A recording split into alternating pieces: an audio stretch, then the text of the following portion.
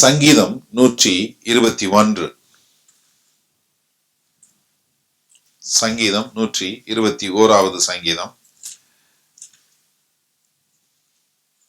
ஒரு 8 வசனம் தான் இருக்கும்.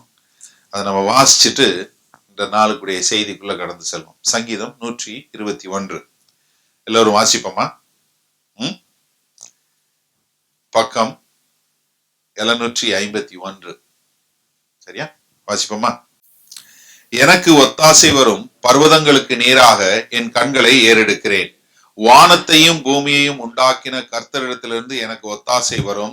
உன் காலை தொல்லாட வெற்றார், உன்னை காக்கிறவர் உறங்கார். இதோ இஸ்ரவேலை காக்கிறவர் உறங்குவதும் இல்லை, தூங்குகிறதும் இல்லை. கர்த்தர் உன்னை காக்கிறவர். கர்த்தர் உன் வலது பக்கத்திலே உனக்கு நிழலாய் இருக்கிறார். பகலிலே வெயிலாகிலும் இரவிலே நிலவாகிலும் உன்னை சேதப்படுத்துவதில்லை. கர்த்தர் உன்னை எல்லா தீங்குக்கும் விலக்கி காப்பார். அவர் உன் ஆத்துமாவை காப்பார். கர்த்தர் உன் போக்கையும் உன் வரத்தையும் இது முதற்கொண்டு என்றென்றைக்கும் காப்பார். ஆமேன்.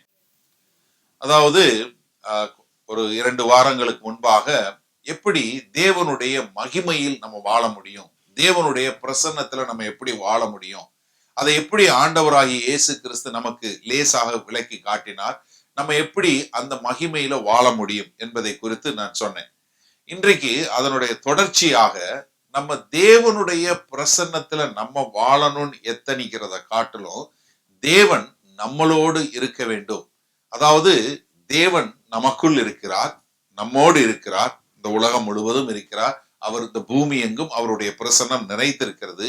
ஆனால் அதை உணர்ந்தவர்களாய் நாம் அவரோடு எப்படி எப்பொழுதும் சஞ்சரித்து வாழக்கூடியதாய் தேவனுடைய பிரசன்னத்துல எப்படி வாழ முடியும் என்று பார்க்கும்போது இங்கு சொல்லக்கூடிய ஒரு காரியம் 8வது வசனம் என்று சொல்லுது, அவர் உன் போக்கையும் வரத்தையும் இது முதற்கொண்டு ஆசீர்வதிப்பார்.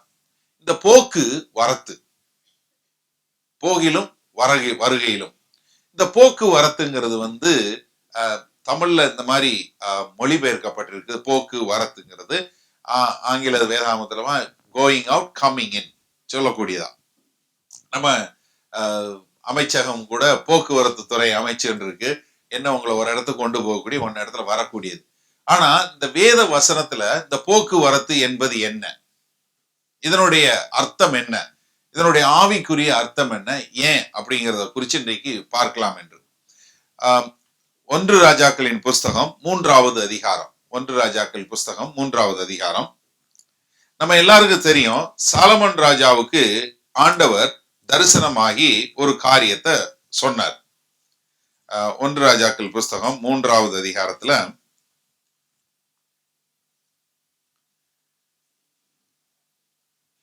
4வது வசனத்துல இருந்து வாசிங்க. ராஜா பலியிட கிபியோனுக்கு போனான். அது பெரிய மேரையா இருந்தது. செலுத்தினான். கிபியோனிலே கர்த்தர் சாலமோனுக்கு ராத்திரியில் சொப்பனத்திலே தரிசனமாகி, கிபியோனிலே கர்த்தர் ராத்திரியிலே சாலமோனுக்கு தரிசனமாகி, நீ விரும்புகிறதை என்னிடத்தில் கேள் என்றார். அதற்கு சாலமோனின் தகப்பனாகிய தாவீது என்னும் உமது அடியான் உம்மை பற்றி உண்மையும் நீதியும் மனநேர்மையுமாய் உமக்கு முன்பாக நடந்தபடியே தேவரீர் அவருக்கு பெரிய கிருபை செய்து. முதல்ல என்ன சொல்றான், என்னுடைய தகப்பனாகிய தாவீது உம்மோட இருந்து அவர் முன்னாடி உன்னுடைய கண்களுக்கு முன்பாக எப்பவும் நடந்தது போல அந்த பெரிய கிருபையை அவருக்கு காத்து இந்நாளில் இருக்கிறபடியே அவருடைய சிங்காசனத்தில் வீற்றிருக்கிற ஒரு குமாரனை அவருக்கு தந்தீர், எனக்கு கொடுத்திருக்கீங்க அப்படின்னு சொல்லிட்டு, இப்போதும் என் தேவனாகிய கர்த்தாவே தேவரீர் உமது அடியேனை என் தகப்பனாகிய தாவீதின் ஸ்தானத்திலே ராஜாவாக்கினீரே. நானோவென்றால் போக்குவரவு அறியாத சிறு பிள்ளையாக இருக்கிறேன். என்ன கேக்குறான் பாருங்க, எனக்கு போக்குவரத்து சொல்லி கொடுங்க. அட உனக்கு என்ன வேணும்னு கேட்டா ஆண்டவர் என்ன கேக்குறான், எனக்கு போகிறதுக்கும் வரதுக்கும் சொல்லி கொடுங்க. ஏன் தெரியாதா? அரசனா இருக்கிறான், சின்ன பிள்ளை கிடையாது. இந்த போக்குவரத்து என்ன, ஆண்டவர்கிட்ட அவன் கேட்கக்கூடிய இந்த போக்குவரத்து என்ன? போகிறது வரது தெரியாதா? நம்ம எல்லாரும் தெரிஞ்சுக்கிறோம், போகு வரத்து அப்படின்னு சொல்லி. இந்த போக்குவரத்து என்பது என்னன்னு பாத்தீங்கன்னா, இந்த வேத வசனங்கள்ல சொல்லும்போது, அதாவது ஒரு ஆண்டவருக்கு முன்பாக போவதும் ஆண்டவர்கிட்ட இருந்து வெளியே வரக்கூடிய காரியங்களை குறித்து தான் சொல்லக்கூடிய இந்த போக்குவரத்துங்கிறது வந்து நிறைய இடங்கள்ல பல ஏற்பாட்டுல இருக்கிறது. அது நீங்க பாத்தீங்கன்னா எப்பவுமே வந்து தேவனுடைய மக்களை வழி நடத்துவதற்காக உபயோகப்படுத்தக்கூடிய ஒரு காரியமா இருக்கு. ஏன்னா இந்த போக்குவரத்து எனக்கு அறியாதவனாக இருக்கிறேன்.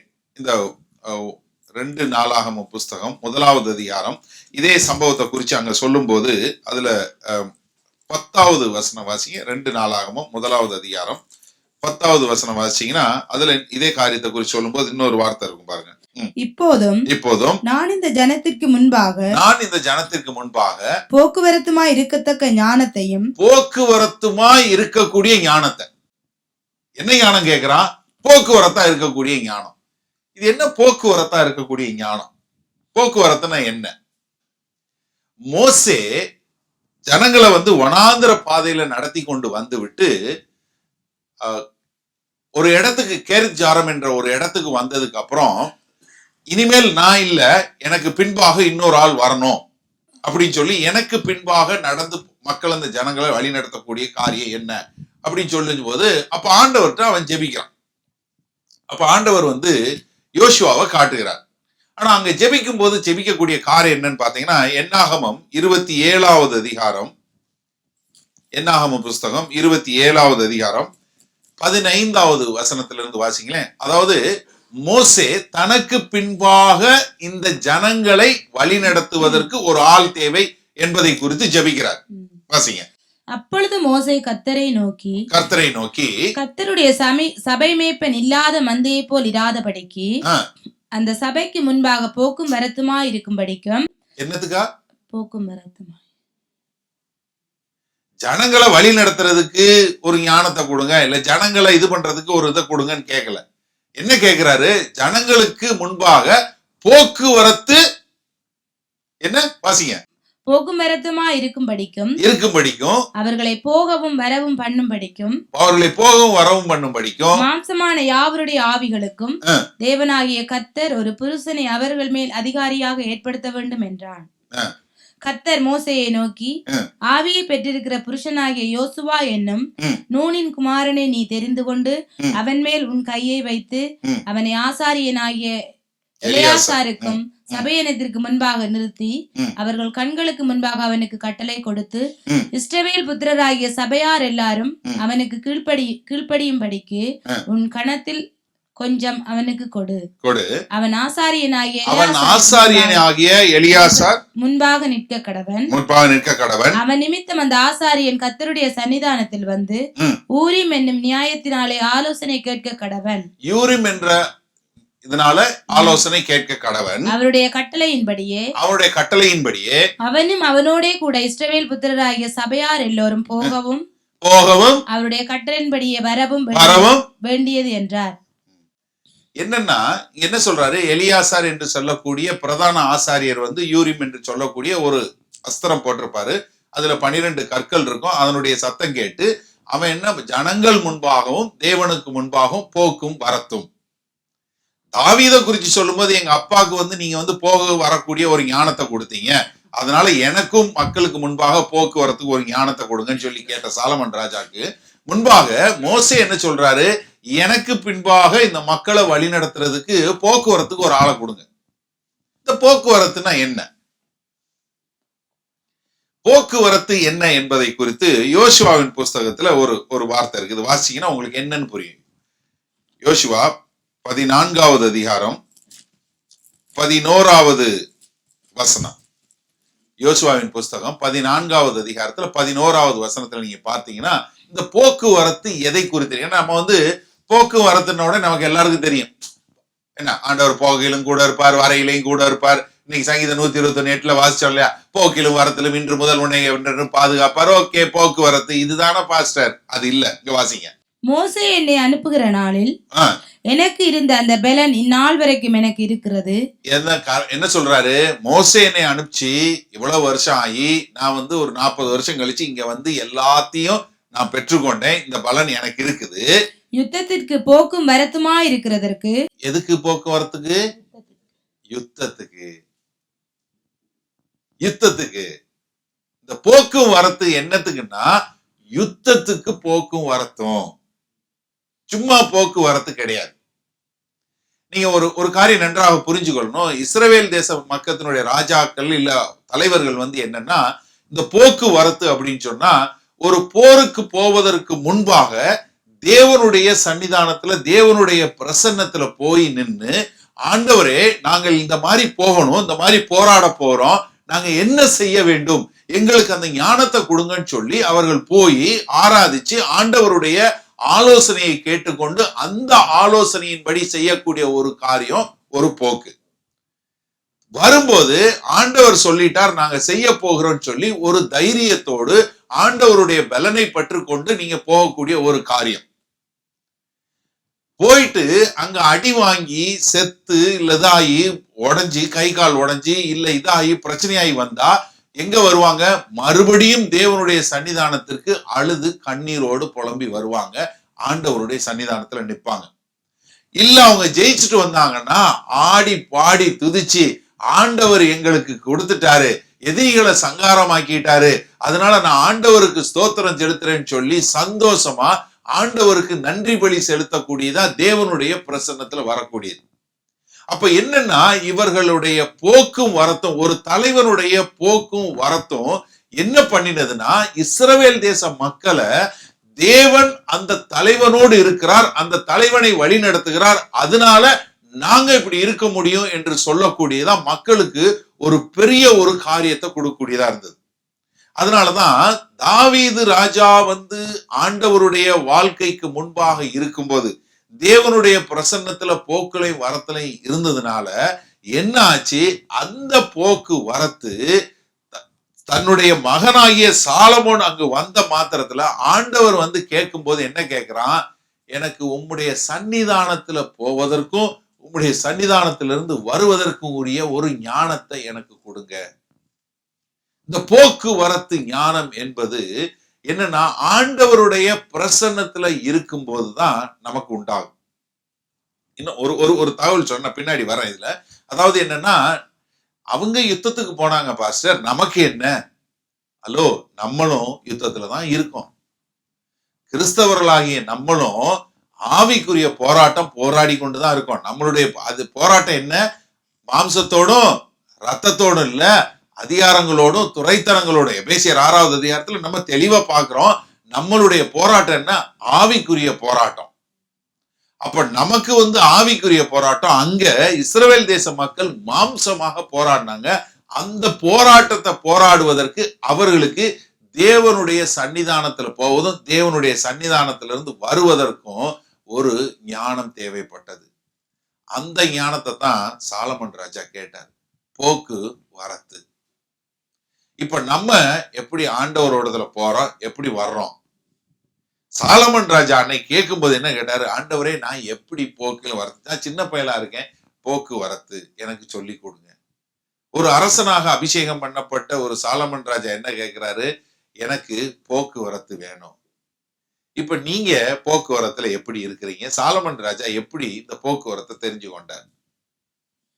ஏன்னா சாலமன் ராஜா இந்த போக்குவரத்தை பெற்றதுனாலதான் ஆண்டவர் என்ன சொல்கிறார், என்ன செய்கிறார் என்பதை கேட்டு காரியங்களை செய்யக்கூடியவரா இருந்தார். இந்த 2 நாளாகமம் புஸ்தகம் 9வது அதிகாரத்துல குயின் ஆஃப் ஷீபா என்று சொல்லக்கூடிய ஒரு காரியத்தை பார்க்கிறோம். ஏன்னா இது நீங்க இதை புரிஞ்சு கொண்டீங்கன்னா உங்களுக்கு மீதி செய்தி ஈஸியாக புரிஞ்சு விடும்.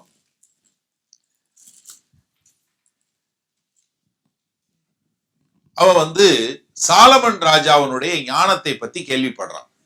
கேள்விப்பட்டு சாலமன் ராஜாவை பார்க்க வர்றான். இப்ப பார்க்க வரும்போது அவ பார்க்கக்கூடிய காரியம் பாருங்க. 3வது வசனம் வாசிங்க. அதுல இருந்து சேபாவின் ராஜஸ்திரீ சாலமோனுடைய பானபாத்திரக்காரரையும் அவர் அரண்மனையையும் பானபாத்திரக்காரரையும் அரண்மனையையும் அவன் பந்தியின் போஜன பதார்த்தங்களையும் அவன் ஊழியக்காரரின் வீடுகளையும் அவன் உத்தியோகஸ்தரின் வரிசையையும் அவன் வஸ்திரங்களையும் அவனுடைய பானபாத்திரக்காரரையும் அவர்கள் வஸ்திரங்களையும் கர்த்தருடைய கர்த்தருடைய ஆலயத்திற்குள் பிரவேசிக்கும் நடை மண்டபத்தையும் கண்டபோது அவள் ஆச்சரியத்தால் பிரமை கொண்டு ராஜாவை நோக்கி, ஒரு ஆச்சரியத்தால் பிரமை கொண்டு தமிழ்ல இருக்கு, then there was no spirit in her.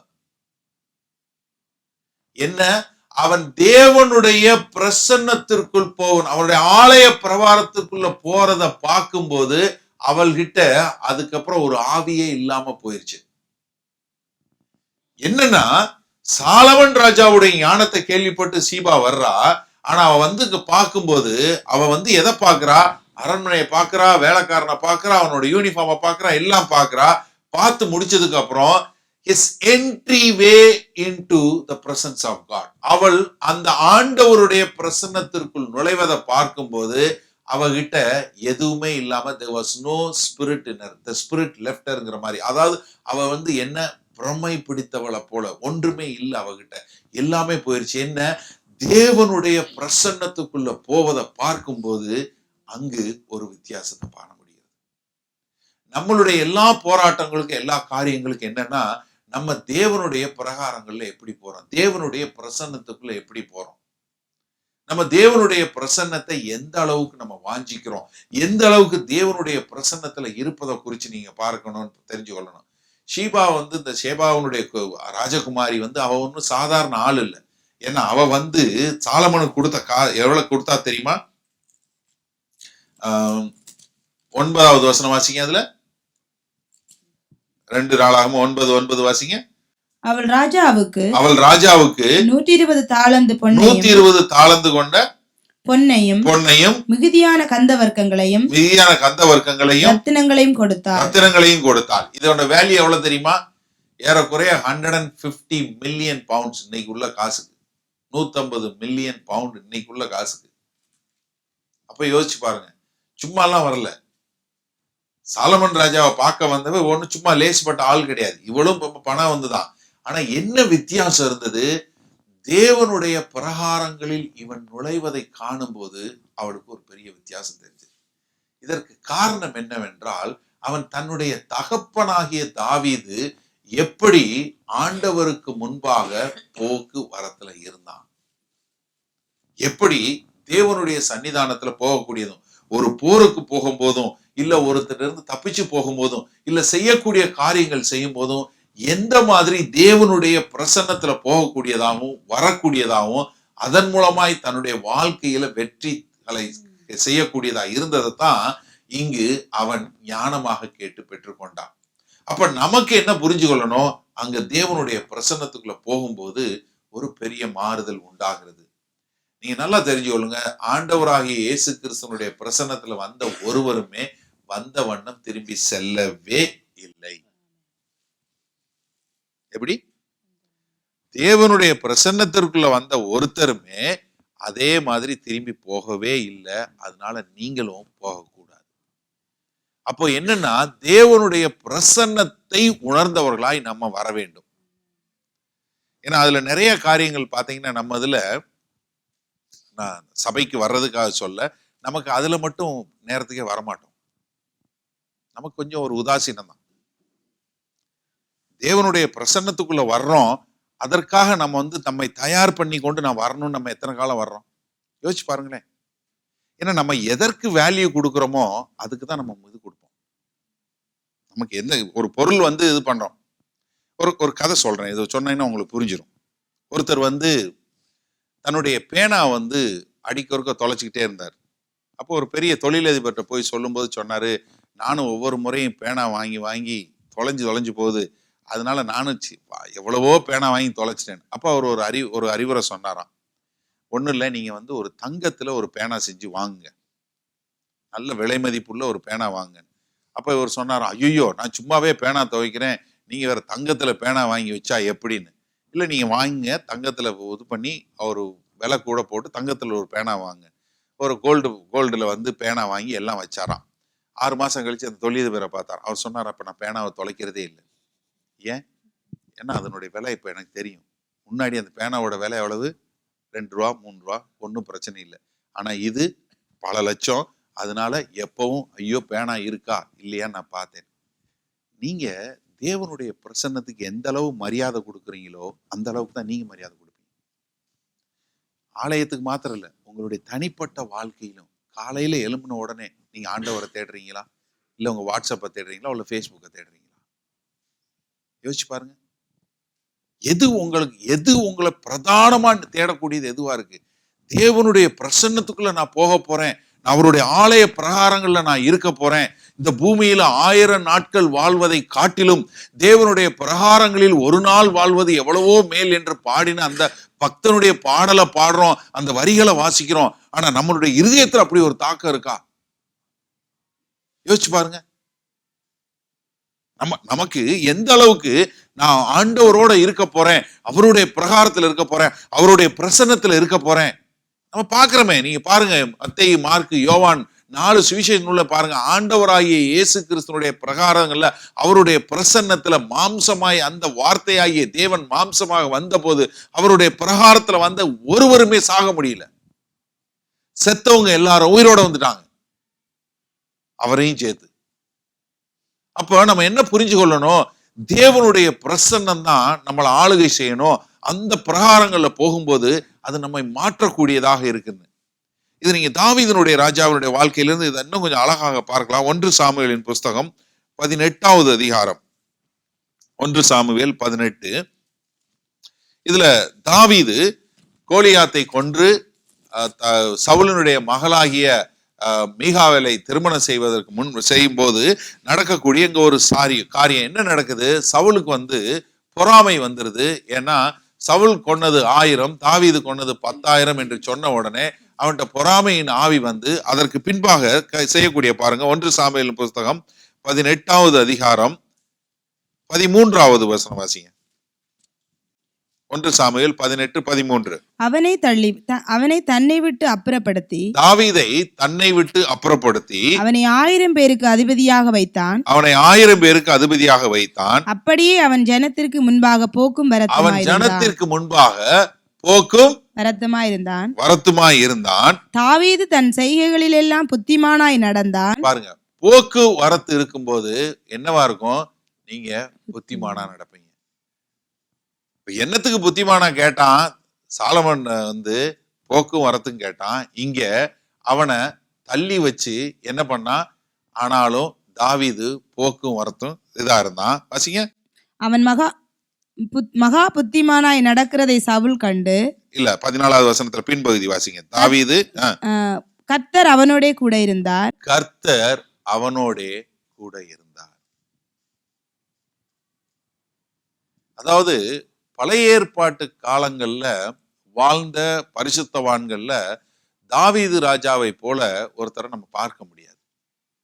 நம்ம இன்றைக்கு புதிய ஏற்பாட்டுல நமக்கு வந்து பரிசுத்த ஆவியானவர் நமக்குள்ள இருக்கிறார், நம்மோடு இருக்கிறார், அவருடைய பாதுகாப்பு அரவணைப்பு எப்பவும் இருக்கு. ஆனா பழைய ஏற்பாட்டுல தாவீது ராஜாவினுடைய நாட்கள்ல கர்த்தர் அவனோடு கூட இருந்து காரியங்களை பார்த்தது காரணம் என்னன்னா, தாவீது ராஜா எப்பவும் தேவனுடைய பிரகாரங்கள்ல இருப்பதை குறிச்சு சொல்லக்கூடிய காரியங்கள் ரொம்ப ஆச்சரியமா இருக்கும். கர்த்தர் அவனோடு கூட இருந்தார். தாவீது தன் அவன் மகா புத்திமானாய் நடக்கிறதை சவுல் கண்டு அவனுக்கு பயந்திருந்தான். நீங்க எப்ப வந்து ஆண்டவருடைய பிரகாரங்கள்ல போய் நீ ஆண்டவரோடு இருந்து வந்தீங்கன்னா எதிரி உங்களை பார்த்து பயப்படுவான்.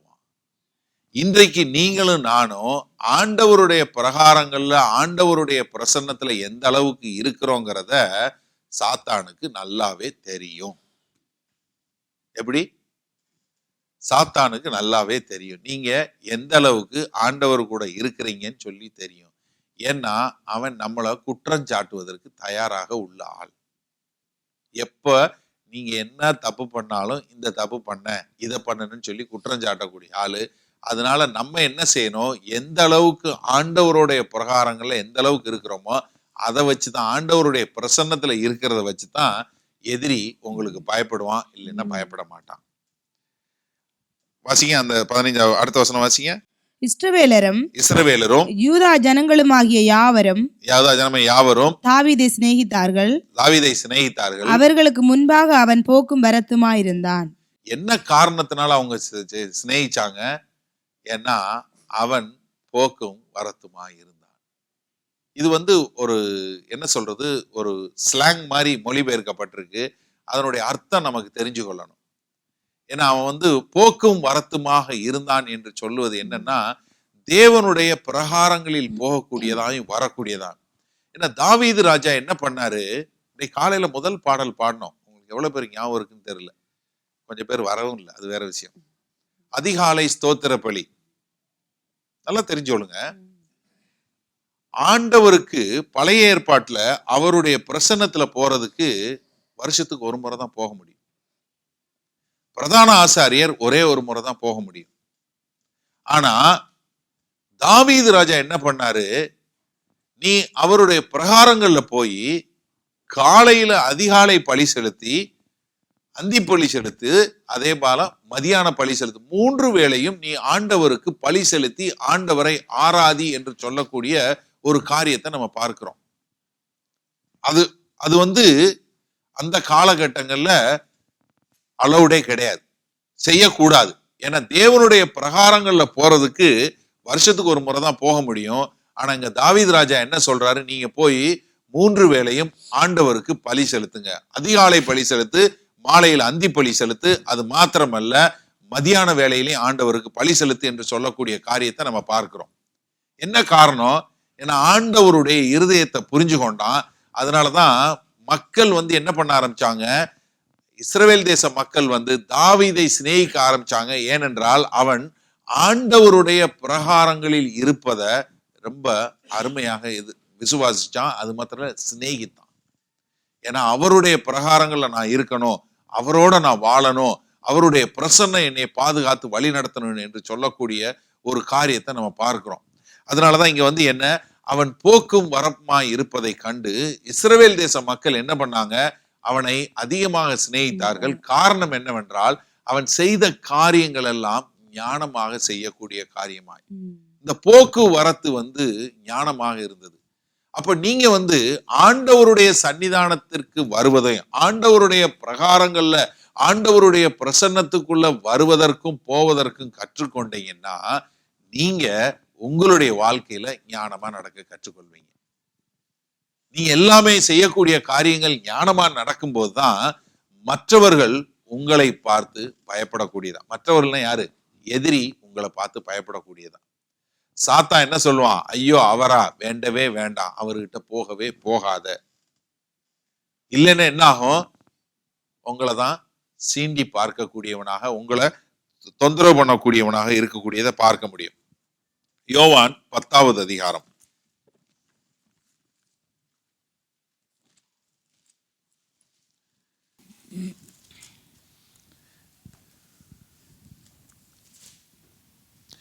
ஏழிலிருந்து 9 வரை வாசிப்போம். யோவான் 10. ஆதலால் இயேசு மறுபடியும் அவர்களை நோக்கி, நானே ஆடுகளுக்கு வாசல் என்று மெய்யாகவே மெய்யாகவே உங்களுக்கு சொல்லுகிறேன். மெய்யாகவே உங்களுக்கு சொல்கிறேன். என்ன சொல்றாரு ஆண்டவர்? என்ன சொல்றாரு? நான் தான் வாசல். நீங்க நல்லா கவனிங்க. அதாவது நீங்க ஆண்டவருடைய பிரசன்னத்துக்குள்ள போறதுக்கு ஒரு வாசல் வேணும். இப்ப எக்ஸிட் சைன் போட்டிருக்கு, சரியா? இந்த சைனை பார்த்துட்டு நம்ம என்னன்னா அங்கே நிக்கிறது இல்ல. இது எதுக்கு? நம்ம வெளியே கடந்து செல்வதற்கு நமக்கு கொடுக்கப்பட்ட ஒரு அடையாளம். இப்ப ஆண்டவர் என்ன சொல்றாரு? நான் தான் வாசல். அப்படின்னா என்ன? என் மூலமா தான் நீ உள்ள வர முடியும். தேவன்கிட்ட போறதுக்கு இன்றைக்கு வேற வழி எதுவுமே கிடையாது. ஒரே வழி உண்டு. என்ன வழி? அது நான் தான். நானே வழியும் சத்தியமும் ஜீவனுமாய் இருக்கிறேன். யோவான் 14:6 சொல்றாரு. இங்க என்ன சொல்றாரு? மெய்யாகவே மெய்யாகவே நான் உங்களுக்கு சொல்லுகிறேன், இப்ப நீ என்கிட்ட வரணும்னா எப்படி சாலமன் ராஜா அங்கு உள்ள நுழைந்த அவருடைய பிரசன்னத்துக்குள்ள நுழைந்து போவதை பார்த்தபோது சீபாவினுடைய ராஜகுமாரிக்கு ஆவியே இல்லாம பிரமை பிடித்தவள் போல ஆனான்னா காரணம் என்னன்னா தேவனுடைய பிரசன்னத்துக்குள்ள போறத காணக்கூடியதாக. இன்றைக்கு நீங்களும் நானும் அவருடைய பிரசன்னத்துக்குள்ள போனோம்னா நமக்கு ஒரு வாசல் வேணும். அந்த வாசல் நான் தான். இதான் ஆண்டவராய் இயேசு கிறிஸ்து சொல்லுகிறார், நான் தான் அந்த வாசல். ஏன்னா அந்த ஆடுகளுக்கு என்ன பிரச்சனை, இந்த ஆடு என்ன கேட்கணும், அவருடைய சத்தத்தை கேட்டு அவர் பின்னாடி போகக்கூடியதா. இப்ப நீங்க தேவனுடைய பிரகாரங்கள்ல தேவனுடைய பிரசன்னத்துக்குள்ள உங்களுடைய வாழ்க்கையில நீங்க வரக்கூடிய ஆண்டவர்கிட்ட வரக்கூடிய பாதைக்கு முதலாவது என்னன்னா பிரதானம் என்னன்னா ஒரு வாசல் வேணும். அந்த வாசல் என்னன்னா ஆண்டவராகிய இயேசு கிறிஸ்து. அந்த வாசல் வழியாக உள்ளே உட்பிரவேசிக்க வேணும். அதனாலதான் என்ன சொல்றாரு, நீ ஏன் மூலமா வர வேண்டும். இப்ப நம்ம தேவன்கிட்ட போறதுக்கு வேற வழியே கிடையவே கிடையாது. யாரு ஒரே ஒரு வழி, நான் ஒரு ஆள் தான். there is no other way. என்னை அல்லாமல் ஒருவனும் பிதாவினிடத்தில் வரான், வரவே போகவே முடியாது.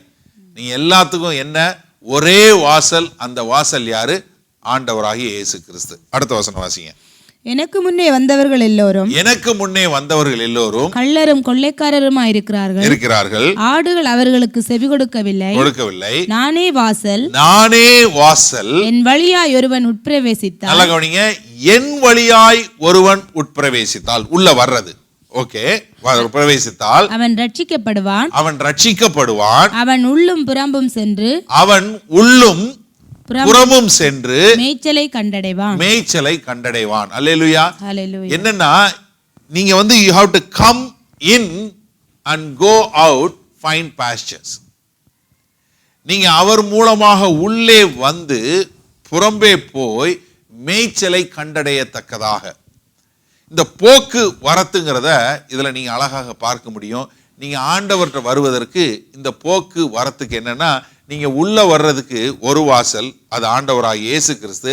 அந்த வாசல் வழியாக நீங்க உட்பிரவேசித்தால் என்ன பண்ணுவீங்களா, வெளியேயும் போவீங்களா, உங்களுக்கு என்ன மேய்ச்சலை கண்டடைவீர்கள். நல்ல மேய்ச்சலை கண்டடையக்கூடியதாக உங்களுடைய வாழ்க்கையில நீங்க உங்களை என்ன நோக்கத்திற்காக அழைச்சிருக்கிறாரோ அந்த அழைப்புலையும் எல்லாவற்றையும் நீங்க சரியா செய்யறதுக்கு நீங்க வெளியே மேய்ச்சலை காணக்கூடியதா ஒரு பசுமை காண வேண்டும் என்றால் நீங்க என்ன புரிஞ்சு கொள்ள வேண்டும், நீங்க போறது ஆண்டவராகிய இயேசு கிறிஸ்து என்று சொல்லக்கூடிய அந்த வாசல் வழியாக செல்ல வேண்டும். இல்லைன்னா உங்களால அதை போக முடியவே முடியாது.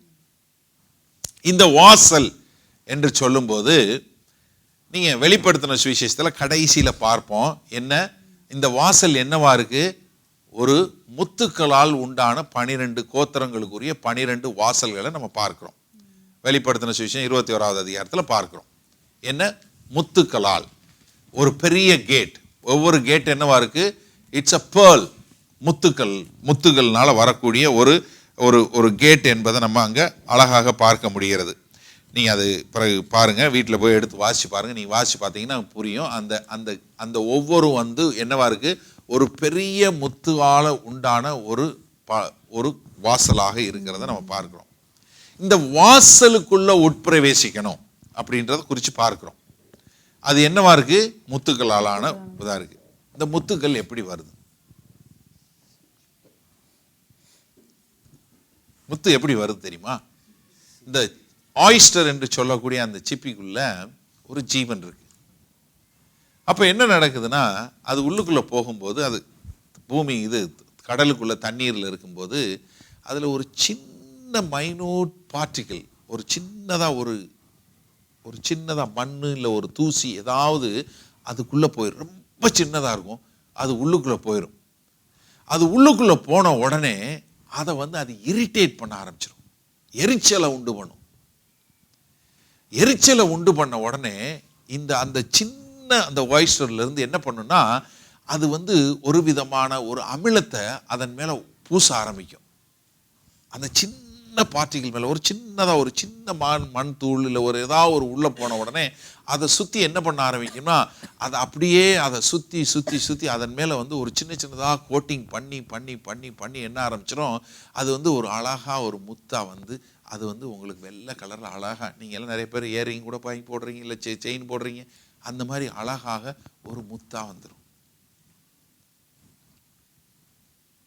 நமக்கும் நம்ம வாழ்க்கையில் எரிச்சல்கள் உண்டாகும்.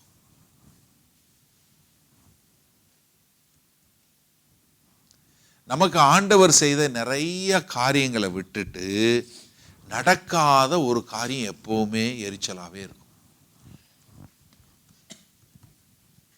மீதி செஞ்சதெல்லாம் மறந்துடும். ஏன்னா நம்ம என்ன நன்றி கெட்ட ஜனங்கள்ங்கிறதுக்கு ரொம்ப உதாரணமான உள்ளவங்க. நம்ம அதெல்லாம் மறந்துடும். எங்கேயாவது சாப்பிட போனோம்னா நல்லா சாப்பிடும், எல்லாம் சாப்பாடு எல்லாம் இருக்கும், ஒரே ஒன்று மட்டும் சரி இருக்காது. நீங்கள் முடிச்சு போகும்போது என்ன சொல்லுவீங்க? எல்லாம் நல்லா இருந்துச்சு பிரதர், அந்த இதை மட்டும் நீங்கள் கொஞ்சம் பார்த்துருந்தீங்கன்னா சூப்பராக இருந்திருக்கும். எப்படி போகும்போது சாப்பாடு எல்லாம் சூப்பரு, ஆனால் கடைசியில் அந்த இதில் தான் கொஞ்சம் சொதப்பிட்டான். என்ன ப்ரோக்ராம் ரொம்ப நல்லா இருந்துச்சு பாஸ்டர், என்ன கடைசியில் அந்த இது மட்டும்தான் சரியில்லை. நம்மளுடைய வாழ்க்கையை யோசிச்சு பாருங்களேன். நம்ம நடைமுறையில் செய்யக்கூடிய காரியங்கள் எல்லாமே பாருங்களேன், எல்லாம் நல்லா இருந்தாலும் ஒரே ஒரு குறை இருக்கும். அந்த குறையை மாத்திரம் தான் நம்ம எடுப்போம். அது என்ன ஆயிடுச்சுன்னா, இது இப்படியே கரப்ட் ஆகி நம்மளுடைய வாழ்க்கையில் எங்க வந்துருச்சு? ஆண்டவர்கிட்டையும் அதே மாதிரி வந்துருது. எப்படி? நம்ம கிட்ட இருக்கக்கூடிய அந்த ஒரு இது ஆண்டவர் பதில் கொடுக்காத ஒரு ஜெபம், இல்லை நீங்க கேட்டதுக்கு எதிர்மாறாய் நடக்கக்கூடிய ஒரு காரியம். நான் எனக்கு கல்யாணம் ஆகணும்னு பார்த்தேன், கல்யாணம் ஆகலை. இல்லை எனக்கு பிள்ளை பிறகுன்னு பார்த்தேன், பிள்ளை பிறக்கலை. இல்லை என் புருஷன் இப்படி இருக்குன்னு நினச்சேன், ஆகலை. இல்லை என் பொண்டாட்டி இப்படி இருக்குன்னு பார்த்தேன், ஆகலை. இல்லை நான் இப்படி இருக்குன்னு நினச்சேன், அப்படி ஆகலை. என் வேலை இதாகலை. ஏதாவது ஒரு காரியம் உங்களை உறுத்தும். ஆனால் அப்போ நீங்கள் துதிக்கிறீங்களா? அப்போ ஆண்டவருடைய பிரகாரங்களில் வர்றீங்களா? அப்போ ஆண்டவருக்குள்ளாக உட்பிரவேசித்து நீங்கள் வெளியே சென்று மேய்ச்சலை காண்கிறீர்களா? அங்கதான் உங்களுடைய போக்குவரத்தினுடைய வித்தியாசம் தெரியும். நீங்க ஞானவானா நடக்கிறீங்களா, மதியீனனா நடக்கிறீங்களா? ஞானவானா நடக்கக்கூடிய சாலமோன் போல இல்ல தாவீது போல வந்தீங்கன்னா நீங்க உள்ள என்ன பண்ணுவீங்க? அவருடைய பிரகாரங்களில் நான் துதிக்கிறதுக்காக வந்திருக்கேன், அவருடைய ஆலயத்துல நான் மனமகிழ்ச்சியா இருக்க வந்திருக்கேன், அவரை நான் எப்போதும் அவருடைய பிரசன்னத்துல நான் இருப்பேன், அதனால நான் ஆண்டவருக்கு நன்றி சொல்லக்கூடியவனா இருப்பேன், நான் மீதியை பத்தி கவலைப்படல, எனக்கு ஆண்டவர் செய்த நன்மைகளை குறித்து நான் ஆண்டவருக்கு நன்றி பலி செலுத்த வந்திருக்கிறேன், நான் ஸ்தோத்திர பலி செலுத்த வந்திருக்கிறேன். ஆமா, என் வாழ்க்கையில பிரச்சனை இருக்குன்னா பொய் சொல்லல, தயவு செஞ்சு தப்பா புரிஞ்சு கொள்ளாதீங்க. எல்லாருடைய வாழ்க்கையிலும் டிசப்பாயின்மெண்ட்ஸ் வில் கம். டிசப்பாயின்மெண்ட் இல்லாத ஆளுங்களே பார்க்க முடியாது. அப்படி நீங்க எனக்கு டிசப்பாயின்மெண்ட் இல்லைன்னு சொன்னீங்கன்னா நீங்க பொய் சொல்றீங்கன்னு அர்த்தம். வரும். ஆனா அதை நம்ம கிறிஸ்தவர்களாகிய நம்ம எப்படி இது பண்ணுவோம்? ஆண்டவர் இதையும் நன்மைக்கு எதுவாக மாற்றுவார், இந்த தீமையும் நன்மைக்கு எதுவாக மாற்றுவார். ஆதியாகமம் 50:20 சொல்லும்போது, நீங்களோ எனக்கு தீமை செய்ய நினைத்தீர்கள், கர்த்தர் நன்மைக்கு எதுவாய் மாற்றினார். ரோமர் 8:28 எல்லாவற்றையும் நன்மைக்கு ஏதுவாய் மாற்றக்கூடிய தேவன். அப்ப என்னுடைய வாழ்க்கையில நடக்கக்கூடிய கஷ்டமான, துக்கமான, துன்பமான, என்னால எதிர்பார்க்க முடியாத நடக்கக்கூடிய எல்லா காரியங்களையும் ஆண்டவர் நன்மையா மாற்றி எனக்கு ஒரு அலங்கார வாசல் கட்டணும்னா என் வாயில துதி இருக்கணும். நான் எப்படி துதிக்கிறேன், என்னுடைய காரியங்களுக்கு மீறி நான் எப்படி துதிக்கிறேன்னு சொல்லி துதிக்கும் போதுதான் நீங்க அங்க ஒரு வாசலை கட்டுவீங்க. அங்க கிறிஸ்துவின் மூலமாய் நீங்கள் ஆண்டவருடைய பிரகாரங்களுக்குள்ள உள்ள போய் நீங்க வெளியே வரும்போது மேய்ச்சலை கண்டுகடையக்கூடியவர்களாய், நீங்கள் போக்கிலும் வரத்திலும் ஞானம் உள்ளவர்களாய் இருந்து உங்களுடைய எதிரியை மேற்கொள்கிறவர்களா முடியும். ஏன்னா சாலமன் அந்த போக்குவரத்துக்கு தான் ஞானத்தை கேட்டார். ஆனா அந்த கிறிஸ்துவே நமக்கு ஞானமானார். அல்லேலூயா. 1 கொரிந்தியர் 1:31 என்ன சொல்லுது தமிழ் பைபிள்ல? அவரே நமக்கு ஞானமானார். தேவனிடமிருந்து ஆண்டவராகிய இயேசு கிறிஸ்துவே அந்த ஞானமாக மாறினார். அப்ப நமக்கு போக்குவரத்துக்கு ஞானம் வேணும்னா என்ன வேணும்? அந்த வாசல் வழியாக உட்பிரவேசிக்க வேண்டும். இந்த வாசல் உங்களுக்கு, நீங்க என்ன மாதிரி வாசல் வச்சிருக்கிறீங்க? உங்க வாழ்க்கையில எந்திரிச்ச உடனே நீங்க யாரை தேடுறீங்க? அதிகாலையில யாரை தேடுறீங்க? ஞாயிற்றுக்கிழமை காலை ஆராதனையில பாட்டு பாடுறது நல்லா இருக்கு. அதிகாலை ஸ்தோத்திர பலி, அப்பா அப்பா உங்களுக்கு தானே. ஆராதனை அப்படின்னு பாடுறோம். இது நம்ம வாழ்க்கையில நடக்கக்கூடிய காரியமா இருக்கா? நீங்க காலையில் எந்திரிச்ச உடனே ஆண்டவரே நன்றின்னு சொல்றீங்களா? உங்களால சந்தோஷமா சொல்ல முடியுதா? என்ன ஆண்டவரே, ஒரே தலைவலியா இருக்கு, காலு வலி வேதனையா இருக்கு, முட்டு வேதனையா இருக்கு, இல்லை எந்திரிக்கும் போதே குளிருது, இல்லை இப்படி ஒரு கம்ப்ளைண்டோட எந்திரிக்கிறீங்களா? இன்னைக்கு உயிரோடு என்னை எழுப்பியிருக்கீங்களே, நன்றி ஆண்டவரேன்னு பார்த்துருக்கீங்களா? எவ்வளவோ பேர் நேற்று ராத்திரி படுக்கைக்கு போனவங்க இன்னைக்கு இந்த பகலை பார்க்கல. ஆனால் நம்மளை ஆண்டவர் பார்க்க வச்சார். எத்தனையோ பேர் இன்னைக்கு ஆஸ்பத்திரியில் இருக்கிறாங்க. எவ்வளவோ பேர் இந்த நேரத்தில் இங்கே மரிச்சு போயிட்டாங்க உலகத்தில். ஆனால் இன்றைக்கி உங்களையும் என்னையும் உயிரோடு வச்சிருக்கிறார். நம்ம ஆஸ்பத்திரியில் இல்லை, இன்னைக்கு ஆண்டவருடைய ஆலயத்தில் உட்காந்துருக்குறோம். நம்ம நன்றி உள்ளவங்களாக இருக்கிறோமா? இந்த செய்தியை கேட்டுட்டு இருக்கும்போதே உங்களுக்கு மனசில் ஓடுதே, எனக்கு மட்டும் ஏன் இது நடக்கலை அப்படின்னு தோடுதா? இல்லை ஆண்டவரே, நான் மன மகிழ்ச்சியாக இருக்கிறேன், எப்போதும் கர்த்தருக்கு ஸ்தோத்திரம் செய்யுங்கள் இருக்கு, கர்த்தரை எப்போதும் துதியுங்கள், ஆராதனை செய்யுங்கள் இருக்கு. ஆனால் நான் அப்படிப்பட்டவனா இருக்கிறேனா, இல்லை ஏனோ தானோ என்று வாழ்கிறேனா? யோசிச்சு பாருங்க. 2 காரியத்தில் தான் உங்களை நீங்கள் இதை பார்க்க முடியும். ஒன்று உங்களுடைய நேரம், 2வது உங்களுடைய பணம். இந்த 2 விஷயத்தில் தான் நீங்கள் ஆண்டவருக்கு உண்மையுள்ளவர்களாய் மன மகிழ்ச்சியாய் சந்தோஷமாக இருக்கிறீங்களான்னு. நீங்கள் ஆண்டவருக்கு எப்படி நேரம் செலுத்துறீங்க? உங்களுடைய தனிப்பட்ட முறையில் நீங்கள் எப்படி ஆண்டவருக்கு நேரம் செலுத்துறீங்க? நீங்கள் உங்களுடைய காலையில் எழும்பின உடனே இல்லை ஏதாவது நீங்கள் ஒரு டைம் எடுத்து வச்சு ஆண்டவரோட தனிப்பட்ட முறையில் நேரம் செலவு பண்ணுறீங்களா? காலையில் ஒரே பிஸி பாஸ்டர், பரவாயில்ல, ராத்திரி பண்ணுங்க, இரவு பண்ணுங்க. எல்லாம் பிள்ளைங்க, ஒரே பிள்ளைங்க, அது இது வீட்டில் பிரச்சனை எல்லாம் இருக்குது, வேற பரவாயில்ல, முடிச்சுட்டு எல்லாரும் படுத்ததுக்கப்புறம் எந்திரிச்சு உட்காந்து நீங்கள் ஆண்டவரோட நேரம் செலவு பண்ணுங்க. ஆண்டவரே, இந்த இரவில் நான் உங்களோட உட்காந்துருக்கேன், எனக்கு நேரம் செலவு பண்ணணும், ஐ வாண்ட் டு நோ, உங்களை பற்றி நான் இன்னும் அறியணும் ஆண்டவரே, நான் என்னுடைய வாழ்க்கையில் நான் என்ன செய்யணும், நான் அதை எப்படி செய்யணுங்கிற ஞானத்தை கொடுங்க, நான் என்ன மாதிரி பேசணும், என்ன மாதிரி காரியங்களை செய்யணும்னு எனக்கு ஒரு ஞானத்தை கொடுங்கன்னு சொல்லி கேட்குறீங்களா? தனிப்பட்ட முறையில். அடுத்து குடும்பமாக சேர்ந்து பண்ணுறீங்களா? உங்களுடைய நேரத்தை எப்படி செலவு பண்ணுறீங்க? ஆண்டவருக்கு எந்த அளவுக்கு ப்ரையாரிட்டி கொடுக்குறீங்க? சபை கூடி வர்றதுக்கு நீங்கள் எப்படி வர்றீங்க? உங்களுடைய நேரம் எந்த மாதிரி இருக்கு? நீங்கள் யாராவது பிளேனுக்கு 9 மணி பிளேனுக்கு 9:20 போயிருக்கீங்களா? யாராவது ஒருத்தவங்க சொல்லுங்கள், நான் 9 மணி பிளேனுக்கு 9:20 தான் பாஸ்ட் போயிருக்கேன், நான் பிளேன் ஏறி போயிருக்கேன்னு சொல்லுங்கள். நீங்கள் 9:20 சர்ச்சுக்கு வர்றதுக்கு நான் சந்தோஷமாக உங்களை சொல்கிறேன். நீங்கள் 9:25 வாங்கன்னு சொல்கிறேன் 9 மணி சர்வீஸ்க்கு. யோசிச்சு பாருங்களேன். சின்ன காரியம். கொஞ்சத்தில் உண்மையுள்ளவனுக்கு வசனம் தெரியும், ஆனால் செய்ய மாட்டோம். வசனம் தெரியும், நமக்கு தெரியும், ஆனால் கீழ்ப்படிய மாட்டோம். சின்ன காரியங்களில் நீங்கள் கீழ்ப்படியாத போது பெரிய காரியங்களை எப்படி செய்ய முடியும்? யோசிச்சு பாருங்க. 2வது பணம். உங்களுடைய பணத்தை நீங்கள் எப்படி செலவு பண்ணுறீங்க? ஏன்னா 2 பேருக்கு ஊழியம் பார்க்க முடியாது. ஆண்டவர் தெளிவாக சொல்கிறார். லூக்கா 16வது அதிகாரத்தில் ரொம்ப தெளிவாக இருக்குது. 13வது வசனத்தில், நீ 2 எஜமானுக்கு வேலை செய்ய முடியாது. ஒன்று ஆண்டவருக்கு வேலை செய்யணும், இல்லை பணத்துக்கு போகணும். பணம் நமக்கெல்லாம் தேவையான அவசியமான ஒன்று. ஆனால் பணம் நம்மளை ஆளக்கூடாது. பணம் ஒரு மோசமான எஜமானன், ஒரு நல்ல வேலைக்காரன். பணத்தை அப்படி தான் உபயோகப்படுத்தணும். பணம் உங்களுக்கு எஜமானன் ஆச்சுன்னா நீங்கள் அவனுக்கு அடிமையாயிருவீங்க. ஆனால் பணம் எப்படி இருக்கணும்? உங்களுக்கு வேலை செய்கிற நல்ல வேலைக்காரனாக இருக்கணும். அப்போ நீங்கள் எதை தேடுறீங்க? உங்களுடைய எண்ணங்கள், உங்களுடைய காரியங்கள். ஏன்னா நமக்கு எல்லாருக்கும் பணம் தேவை. எது வருதோ இல்லையா, நம்ம வீட்டுக்கு டெய்லி ஒரு பில்லு வருது, நம்ம கவலையே பட தேவையில்லை. அக்கௌண்டன்ட் சிரிக்கிறாரு, ஏன்னா அவருக்கு தெரியும் பில்லு பில்லு பில்லு தினசரி ஒரு பில்லு உங்கள் வீட்டில் ஏதாவது ஒரு பில்லு வந்துக்கிட்டே தான் இருக்குது. எத்தனை பில்லு அப்பா, போதும் போதும் ஆயிடுது. Council tax, electricity bill, gas bill, water bill, mobile phone bill, broadband bill, எத்தனை பில்லு வந்துக்கிட்டே இருக்குது. அது என்ன டிவி லைசன்ஸ், ஏதாவது ஒன்று, எம்ஓடி, ஏதாவது, அதாவது இந்த உங்களுக்கு ஒரு நாளைக்கு உங்க கதவுல ஒரு பில்லு வரலைன்னா போயிரும் போல இருக்கு. அந்த மாதிரி ஏதாவது ஒரு பில் வந்துகிட்டே தான் இருக்கு. பணம் தேவை இல்லைன்னு சொல்லல. ஆனா நீங்க யாரை தேடுறீங்க, யாருக்கு ப்ரையாரிட்டி கொடுக்குறீங்க வச்சுதான் இந்த பணத்தை பத்தி நீங்க கவலைப்படுவீங்க. முதலாவது தேவனையும் அவருடைய ராஜ்யத்தையும் தேடுங்கள், அப்பொழுது இவைகள் எல்லாம் கூட கொடுக்கப்படும்.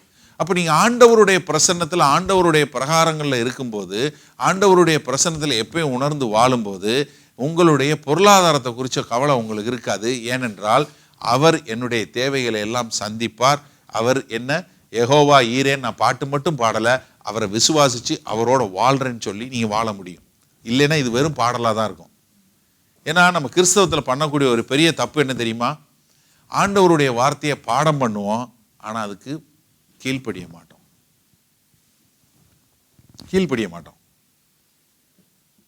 இன்றைக்கு நிறைய காரியங்கள், நான் போன வாரம் இங்கிலீஷ் சர்வீஸில் சொன்னேன், ஒரு உதாரணம் சொல்லி கொடுத்தேன். உடனே எல்லாரும் ரொம்ப நல்லா இருக்குனாங்க. அதனால நான் தமிழ்லையும் சொல்கிறேன். இப்போ என் பையன் இருக்கான், அவனை கூப்பிட்டு, தம்பி இந்த குப்பையை எடுத்து வெளியே பின்னில் போடு அப்படின்னு சொல்கிறேன். அவன் பார்க்குறான், குப்பையை பார்க்குறான், வெளியே போகிறான், பின்னை பார்க்குறான், திரும்ப வரான், பேசாமல் இருக்கான். நான் கேட்குறேன், ஒரு 1 hour கழித்து பார்க்குறேன், இன்னும் குப்பை இருக்க தான் செய்யுது. டேய், குப்பையை எடுத்து வெளியே போடு. கவலைப்படாதீங்க டாடி, நான் இப்போ நீங்கள் சொன்னதை மனப்பாடம் பண்ணிகிட்டு இருக்கேன், குப்பையை எடுத்து வெளியே போடு. அடுத்து கொஞ்ச நேரம் கழித்து பார்க்குறேன், குப்பை இன்னும் இருக்குது, அது அப்படியே தான் இருக்குது, கூட இன்னும் ஒரு 3-4 பேர் இருக்காங்க. என்னடா, நாங்கள் எல்லாம் சேர்ந்து குப்பையை எப்படி வெளியே போடுவது என்று படித்து கொண்டிருக்கிறோம். எப்படி? குப்பையை வெளியே போடு. Right, okay. அடுத்து கொஞ்ச நேரம் கழிச்சு வந்தா இன்னும் கொஞ்சம் பேர் இருக்காங்க. என்ன? Group study. என்னடா, குப்பை எப்படி எடுத்து வெளியே போடுவது என்பதை குறித்து நாங்கள் ஆலோசித்துக் கொண்டிருக்கிறோம். குப்பை. அடுத்து கொஞ்ச நேரம் கழிச்சு வந்தா, அடுத்த நாள் பார்த்தா இன்னும் குப்பை இருக்கு, குப்பை எடுத்து வெளியே போடல. பார்த்தா குரூப் ஸ்டடி நடக்குது, குப்பையை. அடுத்த நாள் பார்த்தாலும் குப்பை இருக்கு. என்னடா, டாடி டாடி உங்களுக்கு ஒரு விஷயம் தெரியுமா? குப்பை என்பது எனக்கு கிரீக்ல தெரியும், ஹீப்ரூலையும் தெரியும். இப்ப நிறைய பேர் கிரீக் ஹீப்ரூ இது படிக்கிறோம். குப்பைன்னா என்ன, அதை எப்படி வெளியே எடுத்து போடுறது. ஆனா குப்பை என்ன வெளியே எடுத்து போடல. நம்ம அப்படித்தான் வாசிப்போம், வசனத்தை வாசிப்போம், பாட்டு பாடுவோம், பாதி வசனம் சொன்னா மீதி வசனம் சொல்லிடுவோம், ஆனா கீழ்ப்படிய மாட்டோம். அந்த வேலையில நமக்கு ஆகாது. எங்க இந்த கிறிஸ்தவம் எப்படி இப்படி தவறி போச்சு யோசிச்சு பாருங்க. எங்கேயாவது ஆண்டவர் வசனத்தை மனப்பாடம் பண்ண சொல்லி கொடுத்தாரு? ஹலோ, மனப்பாடம் பண்ணணும் அவசியம் இல்லைன்னு சொல்ல, மனப்பாடம் பண்ணவா சொன்னாரு? நான் சொல்லி கொடுத்த வேலையை நீ கை கொள்ளும்படி சொன்னாரு.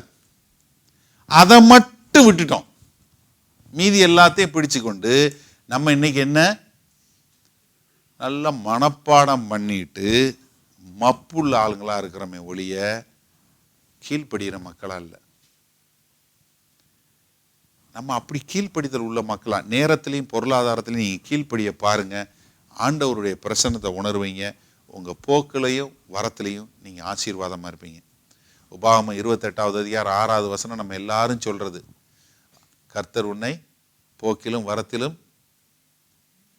பாதி பேர் இப்ப சொல்றதுக்கு பாயா, இது எதுக்கு சொன்னா பாஸ்டர் சொல்லாரு, வாசனை மட்டும் சொல்ற கீழ்ப்படிய மாட்டேங்கிறாரு, அதனால அதையும் சொல்ல வேணாம்னு சொல்லி பாதி பேர் அப்படியே அமுக்கமா உட்காந்துட்டீங்க.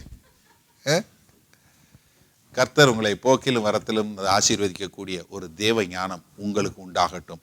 நீங்கள் ஆண்டவராய் இயேசு கிறிஸ்து மூலமாய் அந்த வாசல் வழியாய் துதிகளோடு அவருடைய பிரகாரங்கள்ல எப்போ நீங்க அவரோட இருந்து நீங்க புறமும் வெளியும் உள்ளும் புறமுமாய் ஆண்டவருடைய ஆசீர்வாதத்துல இருந்து இந்த எதிரிகளை, நம்மளுடைய சாத்தானை மேற்கொண்டு நீங்கள் ஒரு நல்ல கிறிஸ்தவர்களாய் வாழ ஆண்டவர் உங்களுக்கு உதவி செய்வாராக. ஜெபம் செய்வோம்.